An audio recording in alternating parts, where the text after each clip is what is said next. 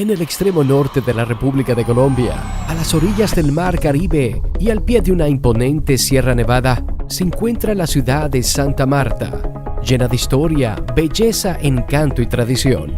Es allí donde se ubica la Iglesia Bíblica Soberana Gracia. Somos una iglesia centrada en la palabra de Dios y motivada para alcanzar y servir a nuestra comunidad con la proclamación del Evangelio. Estamos comprometidos con la predicación expositiva y atesoramos nuestra cultura familiar y evangelística. Acompáñanos este domingo y celebremos juntos a Cristo como Señor y Salvador. Para más información y para obtener nuestro horario de servicio, visítanos en la web www.ibsoberanagracia.com. Eso es www.ibsoberanagracia.com.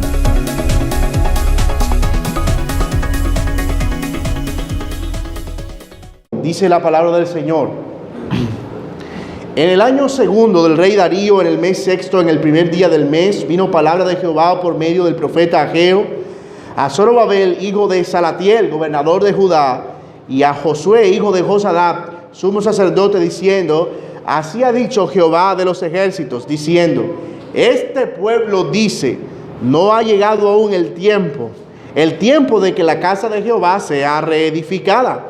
Entonces vino palabra de Jehová por medio de Ageo, diciendo: es para vosotros tiempo, para vosotros de habitar en vuestras casas artesonadas, y esta casa está desierta. Pues así ha dicho Jehová de los ejércitos: meditad bien sobre vuestros caminos. Sembráis mucho y recogéis poco. Coméis y no os saciáis, bebéis y no quedáis satisfechos. Os vestís y no os calentáis, y el que trabaja a jornal recibe su jornal en saco roto. Así ha dicho Jehová de los ejércitos: meditad sobre vuestros caminos. Subid al monte y traed madera y reedificad la casa, y pondré en ella mi voluntad y seré glorificado, ha dicho Jehová. Buscáis mucho y halláis poco, y encerráis en casas, y yo lo disiparé en un soplo. ¿Por qué? Dice Jehová de los ejércitos: por cuanto mi casa está desierta, y cada uno de vosotros corre a su propia casa. Por eso se detuvo de los cielos sobre vosotros la lluvia, y la tierra detuvo sus frutos. Y llamé a la sequía sobre esta tierra, y sobre los montes, sobre el trigo, sobre el vino, sobre el aceite, sobre todo lo que la tierra produce, sobre los hombres y sobre las bestias, y sobre todo trabajo de manos. Y oyó Zorobabel, hijo de Salatiel, y Josué, hijo de Josadac, sumo sacerdote, y todo el resto del pueblo, la voz de Jehová su Dios, y las palabras del profeta Ageo, como le había enviado Jehová su Dios, y temió el pueblo delante de Jehová. Entonces Ageo, enviado de Jehová, habló por mandato de Jehová al pueblo, diciendo: yo estoy con vosotros, dice Jehová. Y despertó Jehová el espíritu de Zorobabel, hijo de Salatiel, gobernador de Judá, y el espíritu de Josué, hijo de Josadac, sumo sacerdote, y el espíritu de todo el resto del pueblo, y vinieron y trabajaron en la casa de Jehová de los ejércitos, su Dios, en el día 24 del mes sexto, en el segundo año del rey Darío. Señor, te damos gracias. Hemos leído tu palabra, Señor, y oramos para que puedas ayudarnos en el transcurso, Señor, de esta enseñanza. Queremos, oh Dios, que ahora que empezamos esta nueva serie de sermones, tú puedas asistirnos en cada cosa que nosotros hagamos, Señor. Y sobre todo, que por encima de mi debilidad, Señor, y de la debilidad de mis hermanos, tú puedas, Señor, glorificarte de una manera, Señor, gloriosa, poderosa. Que puedas transformar nuestras vidas, confrontar nuestro carácter, confrontar nuestras actitudes y movernos hacia el arrepentimiento. Pero queremos sobre todo esto, que el nombre de tu Hijo Jesucristo sea levantado, como fue levantada aquella serpiente en el desierto, y que todos aquellos que miraban la serpiente eran sanados, sea levantada la cruz de Cristo por medio de la predicación. Para que todos aquellos que vean, sean creyentes o no creyentes, sean santificados y sean movidos al arrepentimiento por tu obra de gracia. Oramos esto en Cristo Jesús. Amén. Amén. Como dije, hermanos, hoy iniciamos una nueva serie de sermones en el libro de Ageo, y nuestra meta es poder ver la manera en que Dios obró con su pueblo en esta etapa de la historia, y también que veamos qué tan relevante es todo esto que leemos aquí para nosotros en la actualidad. Sin duda, hermanos, uno de los retos de enseñar desde el Antiguo Testamento es no perder de vista lo que el texto significó para la audiencia original. Pero también hay una tensión entre cómo traer el significado a esa audiencia original a través de una reflexión en toda la Biblia a nuestra época. Cómo ese texto es relevante para nosotros. Nosotros no podemos olvidar que la Biblia no es un fósil escrito allí para que nosotros contemplemos, ¿verdad?, cómo fue que Dios lidió con su pueblo en el tiempo pasado. La Biblia es un libro que nos habla a nosotros de ser vivo y eficaz y más cortante que toda espada de doble filo. La vigencia de las palabras de Ageo son tan relevantes para nosotros como lo fueron para esa audiencia en el tiempo antiguo. Hay mucho, sin duda, en Ageo para nosotros. Y conforme avanzamos en el mensaje del libro, notaremos aspectos importantes del carácter de Dios y, sobre todo, aspectos importantes del poderoso y glorioso Evangelio de nuestro Señor Jesucristo. Para tener algo de contexto, el libro de Ageo fue escrito en un periodo de la historia de Israel crucial. Recordemos, hermanos, que por causa de la desobediencia del pueblo, después de haber sido guiado por jueces, reyes y profetas, el pueblo de Israel empezó a desviarse del camino y empezó a adorar a otros dioses, y en consecuencia Dios envía juicio sobre la nación. Primero al reinado del norte, que se había dividido en los días de Roboam. A esas 10 tribus en el norte envió juicio a través de los asirios, y luego a la nación del sur, Judá y Benjamín, envió juicio a través de los babilonios. En Judá estaba ubicado el templo, y allí llegaron los babilonios, saquearon la ciudad y se llevaron cautivos a los hijos de Israel hacia una ciudad que no conocían, una cultura que no conocían, y adorar dioses que no conocían. Durante 70 años permanecieron allí en ese cautiverio. Los libros de Daniel, Ezequiel, Jeremías, Isaías y algunos profetas menores nos hablan acerca de ese periodo oscuro de la historia del pueblo de Dios. Pero cumplido el tiempo, el pueblo de Israel vuelve conforme a la profecía que Dios había anunciado por medio de Jeremías, que después de 70 años el pueblo iba a regresar. Ya no eran los babilonios los que estaban al control del mundo, ahora era el imperio medo-persa. Darío gobernaba sobre el gran imperio del mundo, y ahora por medio de Darío sale un decreto para que un primer grupo de judíos, conforme a la palabra de Dios, empiece a regresar a su tierra. Ese primer grupo de judíos que estaban regresando a la tierra prometida estaba liderado por 2 hombres. El primero de ellos era Zorobabel, que había nacido al parecer en el cautiverio, a juzgar por su nombre, ¿no? Era un nombre pagano, un nombre gentil, Zorobabel. Y por Josué, hijo de Josadac, sumo sacerdote. Estaban enviándose entonces a un príncipe y a un sumo sacerdote. ¿Y cuál era la meta de ese primer grupo? Ir y restaurar el templo. Ir y restaurar el templo, ¿para qué? Para que gradualmente todo el resto de los judíos fueran regresando nuevamente a su tierra. Pero hubo al menos 2 problemas que agravaron el retorno del pueblo de Israel a su tierra.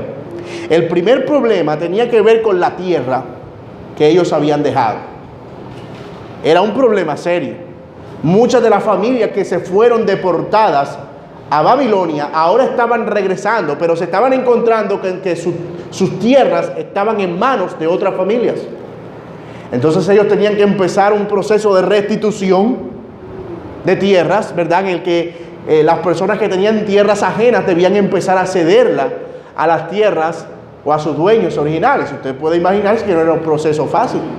Algunos podían estar diciendo: durante 70 años hemos trabajado esta tierra, la hemos labrado, hemos sudado aquí, y ahora ustedes vienen y quieren que se la entreguemos. Y los otros decían: no, pero es nuestra, Dios nos la dio. Y eso no era un problema con el que se lidiaba fácilmente. Pero había un segundo problema, y era que los enemigos de Israel se habían hecho poderosos y un gran escarnio para una nación que estaba devastada completamente, que era ruinas, por así decirlo. Ellos se habían ensanchado contra la nación de Israel y ahora representaban un peligro para este grupo de personas que estaba regresando. Zorobabel empezó su labor, ¿verdad? Empezó a construir, pero nosotros sabemos que Zorobabel, y más adelante en la historia conocemos esos detalles, empezó a sentir cierto desánimo por causa de los enemigos que le decían: no los vamos a dejar construir, ustedes no podrán levantar ni siquiera un muro allí. Nehemías también enfrentó esos problemas, pero en el caso de Zorobabel, para él fueron determinantes. La obra paró y todos empezaron cómodamente a dedicarse a sus actividades normales y olvidaron cuál había sido el propósito por el cual habían regresado a la tierra. Y es allí donde aparece Ageo. En medio de esa parsimonia, en medio de ese estado de comodidad y confort en el que estaba el pueblo de Israel, Ageo aparece precisamente para decirles: ustedes olvidaron cuál fue el propósito por el que vinieron aquí, para ocuparse de sus propios intereses o de sus propias necesidades. Así que esta exhortación de Ageo es una exhortación para que el pueblo se levante, reedifique la casa de Dios y vuelva a hacer lo que Dios le mandó a hacer, para que empiecen a recobrar la dignidad perdida como nación. Y no solo la dignidad, sino la espiritualidad. Al no haber templo, como veremos en un momento, no había sacrificios, no había adoración, y eso era un problema serio. Así que todo el libro de Ageo gira alrededor precisamente de ese proceso de reconstrucción y de cómo el profeta sirvió como una voz de exhortación y de ánimo al mismo tiempo para que el pueblo trabajara en la obra que Dios le había encomendado. Ageo es un libro corto y de hecho su ministerio fue un ministerio corto, fue apenas de 4 meses. 4 meses duró el ministerio de Ageo, desde septiembre de nuestro calendario hasta enero aproximadamente. Y el libro de Ageo está compuesto por 4 profecías o 4 mensajes o 4 discursos, si se prefiere, y cada uno de ellos con una característica de exhortación y ánimo especial. Nosotros hoy nos vamos a ocupar del primer discurso de Ageo, de la primera profecía. Lo que haremos a lo largo de esta serie de sermones es que usaremos un sermón para cada profecía de Ageo, para ver qué era lo que Dios estaba diciendo a ese pueblo y, como dijimos en la introducción, qué Dios dice para nosotros en esta era contemporánea. Así que nosotros vamos a ver esa primera profecía de Ageo contenida en el capítulo 1 a la luz de 3 encabezados en esta mañana. 3 encabezados. El primero de ellos, el problema, las prioridades equivocadas. Desde el versículo 1 hasta el versículo 4. El segundo, las consecuencias de tener las prioridades equivocadas. Desde el versículo 5 hasta el versículo 11. Y finalmente, el arrepentimiento y la promesa. Desde el versículo 12 al versículo 15. Es ese esquema sencillo el que vamos a utilizar para ver el transcurso de este primer mensaje de Ageo en el capítulo 1. Vamos a ver el problema, que eran prioridades equivocadas, las consecuencias del problema y cómo Dios llama al pueblo al arrepentimiento y le da una promesa. Veamos nuestro texto en el versículo 1. En el año segundo del rey Darío, en el mes sexto, en el primer día del mes, vino palabra de Jehová por medio del profeta Ageo a Zorobabel, hijo de Josadac, sumo sacerdote, diciendo. Ageo inicia su profecía documentando la fecha exacta en la cual Dios le dijo que diera ese mensaje. Noten que él menciona al rey Darío, a diferencia de otros libros como el libro de Crónicas o Samuel, donde dice que el rey, cada profeta gobernó en los días del rey de Israel o del rey de Judá tal. Aquí no había rey en Judá, había un rey pagano que los gobernaba a ellos, que los tenía avasallados, el imperio medo-persa. Así que él toma como punto de referencia a Darío. Y dice que en el año segundo del rey Darío, en el mes sexto, en el primer día del mes. Y el mes sexto del calendario judío corresponde más o menos al mes de septiembre de nuestra época. Así que tenemos la fecha exacta de la profecía. Recuerden que este Darío fue ese emperador que fue muy condescendiente con Daniel. Cuando Daniel estaba ahí en el foso de los leones, es ese mismo emperador. Así que el libro de Ageo y Daniel, pues por lo menos son contemporáneos en cuanto al tiempo. Y este primer mensaje, si ustedes lo notan, hermanos, está dirigido directamente a dos personas, al gobernador y al sumo sacerdote. Miren lo que dice: vino palabra de Jehová por medio del profeta Ageo. ¿A quién? A Zorobabel, hijo de Salatiel, gobernador de Judá, y a Josué, hijo de Josadac, sumo sacerdote. Ellos eran las autoridades de ese pueblo que estaba intentando reedificar la casa de Dios. Y esto es interesante, ¿verdad? ¿Por qué Dios no le da la profecía al pueblo? ¿Por qué Ageo no sale como Jonás, paseándose por el pueblo y diciéndole al pueblo cuál era el problema? ¿Por qué Dios quiere mirar a los líderes y por qué Dios quiere mirar precisamente a aquellos que estaban en eminencia? Es a ellos a quienes Él dirige el mensaje. Bueno, es posible que Dios desde el principio de la restauración del templo estuviera también interesado en restaurar el liderazgo. Acuérdense que por haber estado en otra nación, ellos habían estado gobernados por otro rey y bajo otro sistema religioso de adoración. Así que es probable que Dios quiera en este momento darle a Zorobabel y a Josué, el sumo sacerdote, la responsabilidad del liderazgo que estaba sobre ellos. La responsabilidad del liderazgo que estaba sobre ellos. Dios no estaba solo interesado en una reconstrucción física de Israel, sino que estaba interesado en una reconstrucción moral, en una reconstrucción espiritual de la nación. Y es por eso que el Señor empieza por medio de los líderes. ¿Y cuál es el contenido de la profecía? Note lo que dice el texto en el versículo 2. Así ha hablado Jehová de los ejércitos, diciendo, oye lo que dice Dios, este pueblo. En muchas ocasiones Dios se refiere al pueblo de Israel como mi pueblo. Pero ahora Dios está mostrando su enojo con la nación de Israel. Este pueblo. Como cuando tú le dices a alguien, ¿quién es esta señora? Yo soy tu mamá. Ah, perdón. ¿Verdad? Usamos ese demostrativo como en un tono muy despectivo. Yo creo que nosotros podemos percibir el enojo de Dios aquí. Este pueblo dice, no ha llegado aún el tiempo de que la casa de Jehová sea reedificada. Al parecer, el pueblo había abandonado el verdadero propósito por el cual ellos salieron de Babilonia, de regreso a la tierra prometida. ¿Cuál era el propósito? Restaurar el templo y restaurar la adoración. Pero en lugar de eso, ¿ellos qué hicieron? Ellos dijeron, no es el tiempo de restaurar el templo. O sea, Dios les está diciendo a ellos, ustedes van a ir a restaurar el templo. Y ellos le están diciendo a Dios, no es el tiempo. No es el tiempo de que el templo sea reedificado. Pero ese no era el único problema. El único problema no era que ellos estuvieran obstinados en cuanto al mandato de Dios. Ellos habían dicho que no era tiempo para edificar la casa de Dios, pero que sí era tiempo para edificar sus propias casas. No era tiempo para edificar la casa de Dios, pero sí era tiempo para edificar su propia casa. El Señor le dice a ellos, sus casas están artesonadas, ostentosas, bonitas, pero mi casa está desolada. Mi casa está desolada. El enojo del Señor es totalmente comprensible.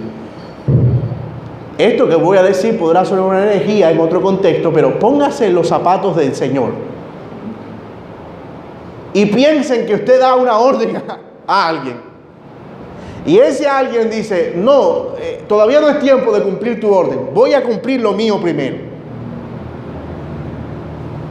El Señor está enojado y el Señor tiene todos los motivos para estar enojado, pero hay un problema todavía mucho más grave, porque ahora conviene preguntarnos, bueno, y si ellos habían dicho que no era tiempo de edificar la casa de Dios, ¿cómo hacían con el culto y la adoración? ¿Cómo estaban ellos lidiando con sus pecados? ¿A dónde estaban llevando los sacrificios? ¿Cuál era el tipo de adoración que ellos estaban entregando si no había un templo donde ellos estaban adorando a Dios? El punto es, hermanos, que no solo no había un templo físico, sino que a ellos no les estaba importando el tipo de relación que estaban teniendo con Dios, que era, entre otras cosas, nula. El templo representaba ese lugar donde Dios estaba. Y el lugar santísimo del templo representaba el lugar donde se ofrecía sacrificio por el pecado. Pero no estaba. A ellos no les estaba importando su relación con Dios. Ellos habían salido de Babilonia supuestamente a la tierra prometida para adorar a Dios, pero querían seguir viviendo en la tierra prometida como si todavía estuvieran en Babilonia. Es decir, ya estamos en la tierra prometida, pero ¿qué más da? Tanto tiempo vivimos allá sin adoración y sin templo.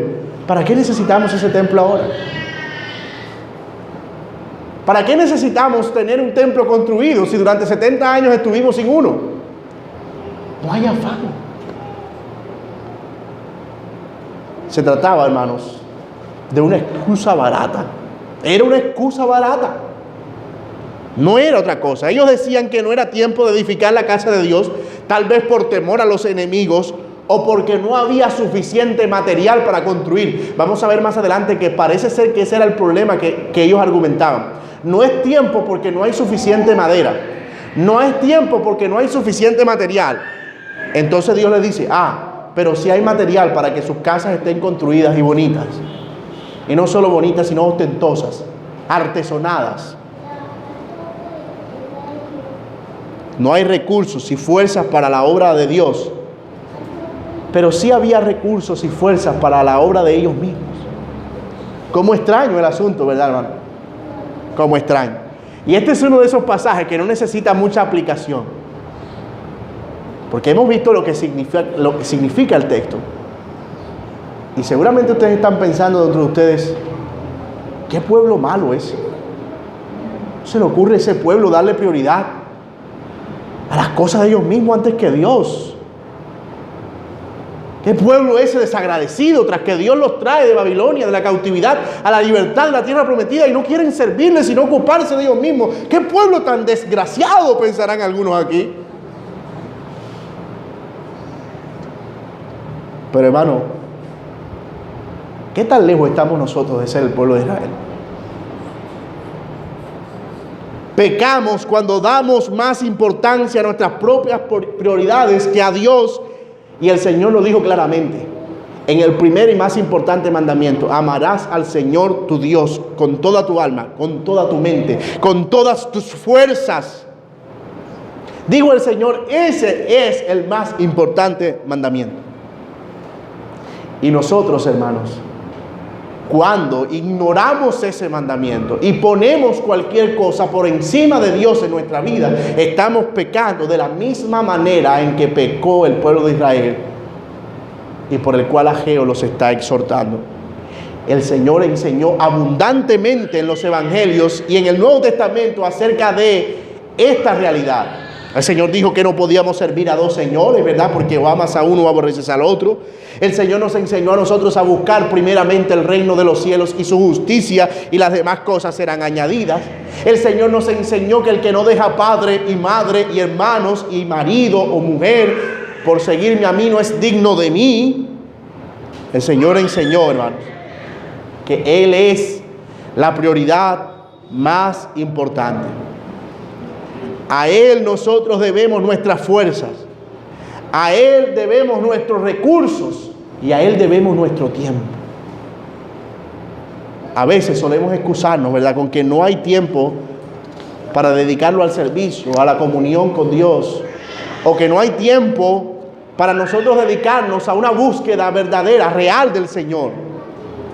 Pero mientras podemos dedicar todo el tiempo del mundo a muchas cosas que incluyen el ocio y la vanidad de esta vida. El ocio y la vanidad de esta vida. Qué fácil, hermano, la carne le da prioridad a otras cosas que nos satisfacen a nosotros antes que a Dios. Qué fácil. El predicador estadounidense John Piper dijo lo siguiente, y esto me confrontó personalmente. Uno de los grandes usos del Facebook y Twitter será demostrar en el último día que la falta de oración no fue por falta de tiempo, que la falta de comunión con Dios no fue porque nos faltó tiempo. Y hermanos, ¿cuántas veces pensamos, verdad? Decimos, es que no tengo tiempo, es que el día no me alcanza, y es que el tiempo no me da. Y cuando pensamos acerca de en dónde lo estamos invirtiendo, seguramente vamos a encontrar la respuesta muy fácilmente. A estas alturas conviene preguntarnos a nosotros mismos, ¿cuánto de nuestras fuerzas, talento, tiempo estamos dedicando a nuestro Dios y cuánto de eso a nosotros mismos? ¿Cuánto de nuestros recursos estamos dedicando a nuestro Dios en lo que sea? En el servicio, en nuestra vida personal, en nuestra vida devocional. ¿Cuánto estamos dedicando a nuestro Dios y cuánto de eso estamos dedicando a nuestros propios placeres? El Señor dijo que cuando nosotros damos prioridad a Él, no quedaremos sin recompensa. Mateo 19:29. No hay quien haya dejado padre, madre, hermano por seguirme a mí que haya quedado sin recompensa en esta tierra. Pero lo contrario también es verdad. No hay quien dé prioridad a otras cosas antes que a Dios, que no vea la recompensa negativa de eso. Mis amados, nosotros debemos admitir con toda honestidad y dolor en nuestro corazón que cualquier cosa que ubica el lugar de Dios en nuestras vidas es un ídolo, así no sea de yeso, de madera o de metal. Y eso es algo que confronta, que nos hace pensar a nosotros acerca de nuestra realidad. Y es por eso que el Señor dice en el versículo siguiente: mediten bien sobre vuestro camino. En otras palabras, cierren los ojos y mediten bien acerca de qué es lo que han estado haciendo. La verdad no está lejos de ustedes, le dice el Señor al pueblo de Israel. Mediten sobre vuestros caminos. Y eso nos lleva, hermanos, a nuestro siguiente encabezado. ¿Cuáles son las consecuencias de ese problema de prioridades? ¿Cuáles son las consecuencias de ese problema de prioridades? Versículo 6. Sembráis mucho y recogéis poco. Coméis y no os saciáis, bebéis y no quedáis satisfechos, os vestís y no os calentáis, y el que trabaja jornal recibe su jornal en saco roto. Así ha dicho Jehová de los ejércitos: mediten bien sobre vuestros caminos. Mediten bien sobre vuestros caminos. Suban al monte, traigan madera, reedifiquen la casa y pondré en ella mi voluntad y seré glorificado, ha dicho Jehová de los ejércitos. Buscáis mucho y halláis poco, y encerráis en casas y yo lo disiparé en un soplo. ¿Por qué? Dice Jehová de los ejércitos: por cuanto mi casa está desierta y cada uno de vosotros corre a su propia casa. Cada uno de vosotros corre a su propia casa. Mediten sobre vuestros caminos. En 2 ocasiones el mismo versículo: mediten sobre vuestros caminos. En otras palabras, ya lo dije, la verdad no está cerca de nosotros. Ageo le dice: la verdad no está cerca de ustedes, solamente mírense, examínense y notarán que lo que digo es cierto. Estas palabras nos llaman a nosotros a la reflexión, a pensar en nosotros mismos y para nosotros mismos, no solo sobre nuestras acciones, sino sobre las consecuencias que ella trae. ¿Qué pasó con el pueblo de Israel? A causa de haber desistido de la obra de Dios y ocuparse de su propia obra, ¿qué pasó según Ageo?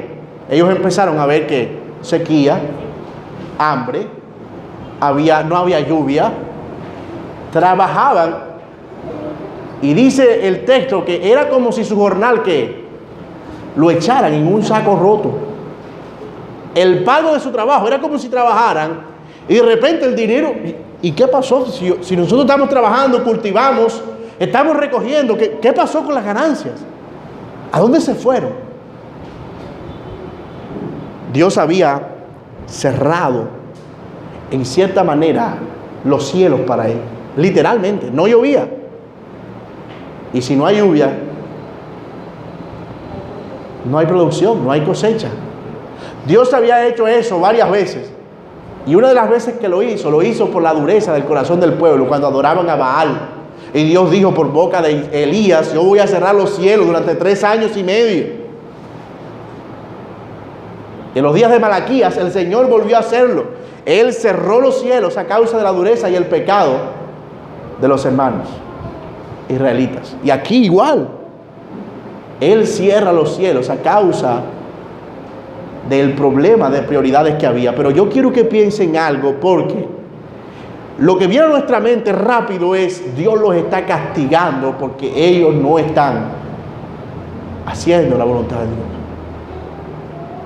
Y eso muestra la imagen de un Dios como medio caprichoso, ¿no? Como que no me vas a hacer la casa, ahora no te mando lluvia.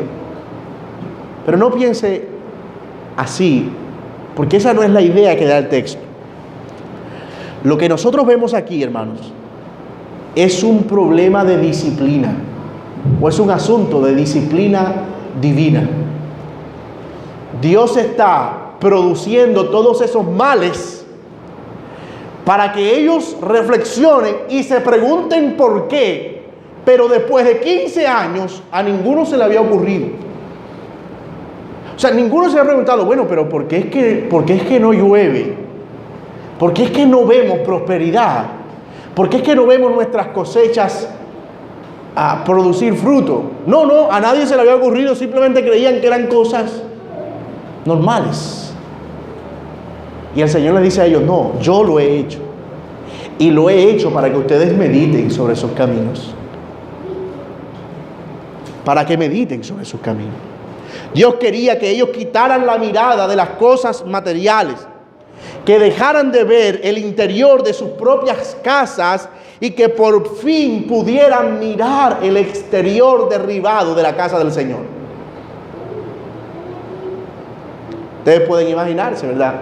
Ellos pasando allí por el lugar del templo, donde había sido construido, hecho ruinas, e ignorándolo.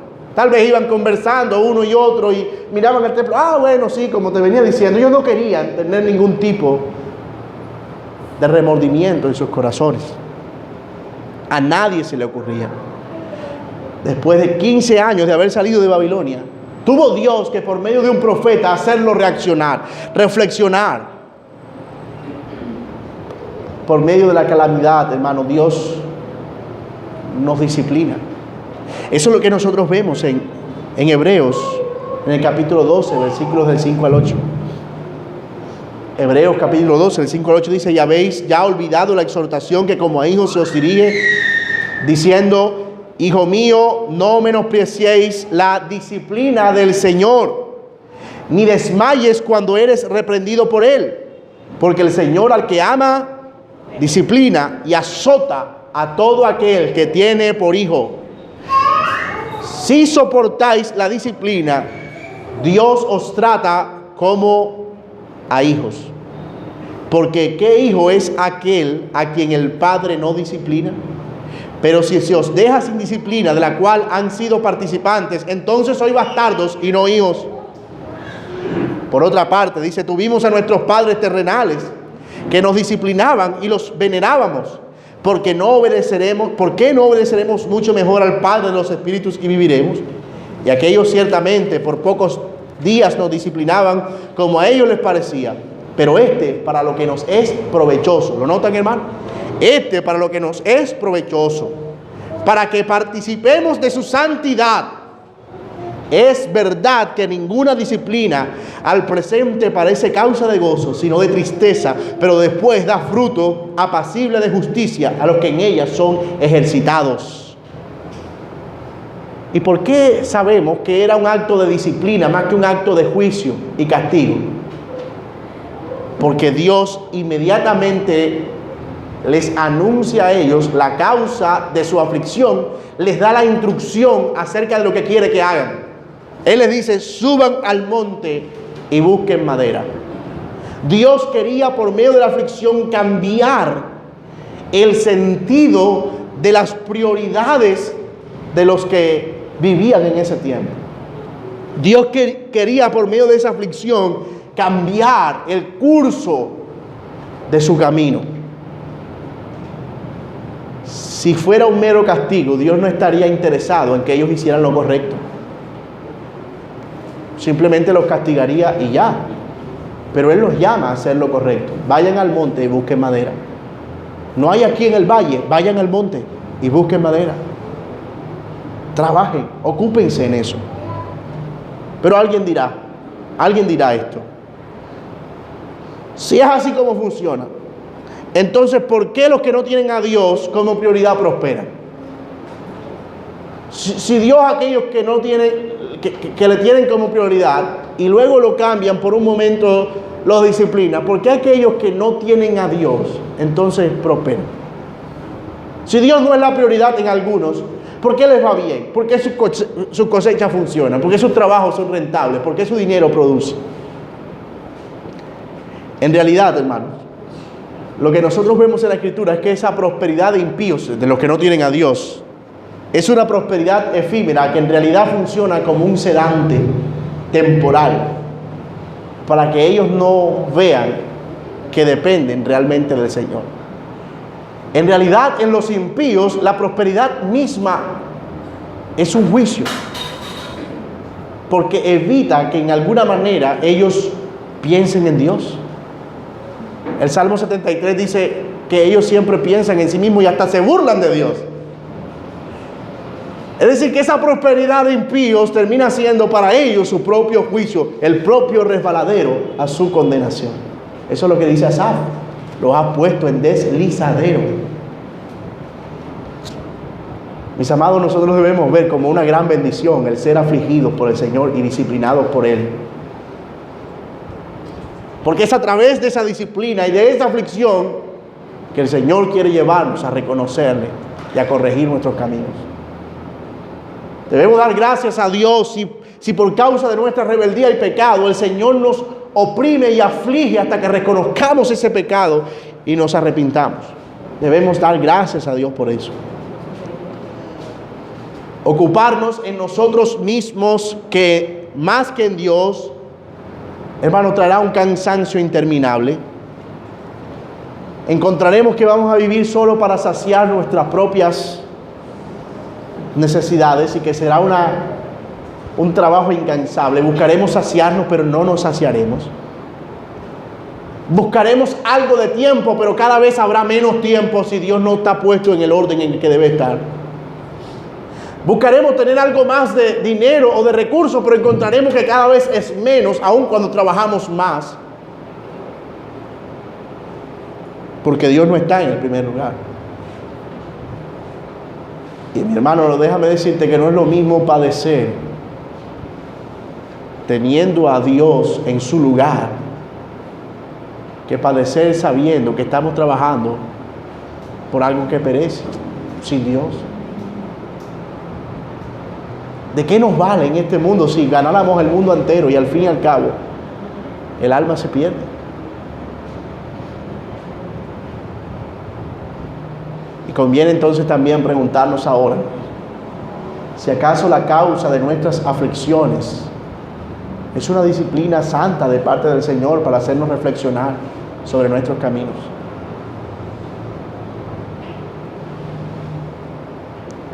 Cuando nosotros ponemos a Dios como la prioridad más importante,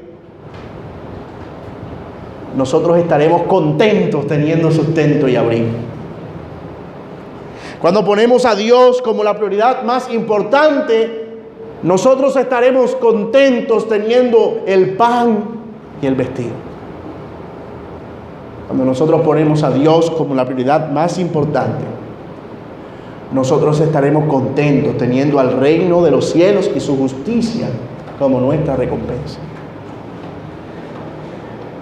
Y eso nos lleva, hermanos, a nuestro tercer y último encabezado: el arrepentimiento y la promesa. La disciplina dio su fruto. Bendito Dios que la disciplina y la exhortación dieron sus frutos. Dice nuestro texto en el versículo 12: y oyó Zorobabel, hijo de Salatiel, y Josué, hijo de Josadac, sumo sacerdote. Y ahora ya no solo ellos, sino que todo el resto del pueblo, la voz de Jehová su Dios y las palabras del profeta Ageo, como le había enviado Jehová su Dios. ¿Y qué pasó, hermanos? Dice, temió todo el pueblo. Cuando ellos descubrieron qué era lo que estaba pasando, por qué estaba enojado Dios, por qué estaban pasando por las aflicciones que estaban pasando, dice que ellos tuvieron temor y pusieron manos a la obra, literalmente. Dos cosas sucedieron. Sintieron temor profundo en su corazón e inmediatamente empezaron a trabajar en lo que era la voluntad de Dios. Hermanos míos, eso es el arrepentimiento. Eso es el arrepentimiento. Yo siento dolor en mi corazón, siento una profunda tristeza en mi corazón por mi pecado, pero inmediatamente yo empiezo a cambiar de dirección. Lo que no es arrepentimiento es sentir dolor y tristeza en el corazón, pero seguir haciendo lo mismo. Eso es remordimiento de conciencia. Así que cuando nosotros nos arrepentimos realmente, nosotros inmediatamente cambiamos el curso de nuestras acciones. Dice el pasaje en el versículo 13: entonces Ageo, enviado de Jehová, habló por mandato de Jehová al pueblo diciendo: yo estoy con vosotros, dice Jehová. Yo estoy con ustedes. No fue solo un arrepentimiento emocional, sino que fue un arrepentimiento de acción. Dios promete su presencia y Él envía su Espíritu. Mis hermanos, es como si cuando Dios fue puesto en su lugar, todo lo demás empezó a encajar. Cuando ellos entendieron que Dios era la prioridad más importante, entonces todo empezó a cobrar sentido. Todo empezó a cobrar sentido. Tener a Dios, hermanos, como primero en todas las cosas no garantiza que no habrá dificultades, pero sí garantiza que el Señor estará con nosotros. Sí garantiza que el Señor estará a nuestro lado. Eso no significa que ellos, después que empezaron a construir, no hubo enemigos y no hubo problemas. Sí los hubo, pero Dios estaba con ellos y ellos estaban seguros que Dios estaba con ellos. Nosotros estamos aquí frente a un gran despertar del pueblo, si lo prefiere, frente a un gran avivamiento del pueblo. Cuando Dios es puesto en el lugar correcto, todo lo demás funciona de manera correcta. Cuando Dios es puesto en el primer lugar, hermanos, todo lo demás empieza a ponerse en orden. De manera de conclusión, hay tres cosas que podemos decir al respecto de lo que hemos visto hasta ahora. Número uno, nosotros debemos meditar bien acerca de cuáles son nuestras prioridades. Podemos estar ocupando nuestro tiempo y fuerzas en muchas cosas, menos en Dios. Y eso, como lo dijimos, es idolatría. La idolatría, por cierto, como dijimos, no es adorar a un palo o a un yeso, es poner cualquier cosa por encima de nuestro Dios, por quitarle a Él el lugar que corresponde. En segundo lugar, el Señor nos disciplina como un Padre amoroso para hacernos reflexionar acerca de nuestros caminos. Y el propósito de esa disciplina será llevarnos siempre al arrepentimiento. Siempre el propósito de las aflicciones y la disciplina divina será llevarnos al arrepentimiento. Y en tercer lugar, hermanos, el arrepentimiento verdadero está caracterizado no solo por un dolor y una tristeza profunda en el corazón, sino por un cambio genuino de actitud. No es suficiente para ti y para mí salir de aquí pensando: oh, qué bueno es Dios que hoy me habló. El arrepentimiento verdadero, hermano, no da espera. Si Dios ha estado si hay algo que ha estado en el primer lugar antes que Dios, el momento para empezar a quitar eso de ese lugar y poner a Dios es hoy, no mañana. Y finalmente, hermanos, podemos estar seguros que el Señor está con nosotros. Él lo ha prometido. Así es. Oremos. Señor, te damos gracias por tu misericordia y por la manera en que tu palabra nos confronta, Señor. A veces tu palabra es como miel a nuestro paladar, pero a veces, Señor, es como el golpe de un martillo, Señor. Y gracias cuando eso pasa, Padre.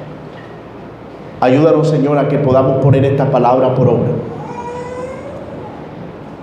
Y a lidiar con nuestros corazones, Señor, con nuestras prioridades, Señor, nosotros no necesitamos más que meditar bien sobre nuestros caminos para encontrar en que quizás hay cosas que nos toman demasiado tiempo, Señor. A veces más del tiempo necesario, Padre. Y que finalmente, Señor, terminamos luego excusándonos porque no hay tiempo suficiente para ti.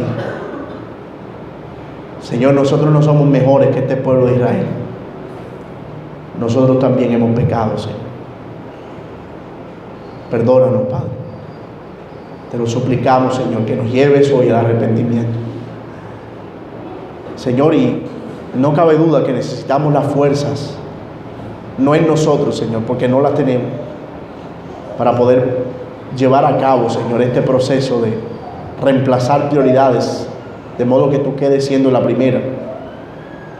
Y por eso acudimos también a ti, para que tu Espíritu Santo nos ayude. Que así como pusiste el Espíritu en Zorobabel y lo despertaste, Señor, y el del pueblo, también despiertes nuestro espíritu, Señor, en esta mañana.